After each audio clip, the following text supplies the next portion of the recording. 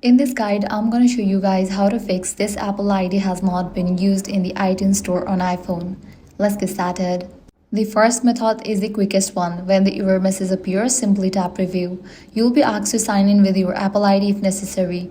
Next, review your account information carefully. Make sure your country or region is set correctly to the country where you currently live.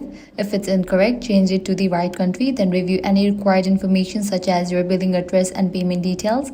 If you don't want to add a payment method and the option is available, you can select none. After updating the information, tap done or continue to save the changes. Then return to the App Store and try downloading the app again. Next, try updating your Apple ID information through settings. For that, click on your Apple ID, select the option Media and Purchases, click on View Account. Click on country or region and select change country or region if needed. Choose the country where you currently live. Tap continue and then agree to Apple's terms and conditions. After that, enter your billing information including your first name, last name, billing address and phone number. If your region allows it, you can choose none as the payment method. Once you have completed all the required fields, tap done to save everything.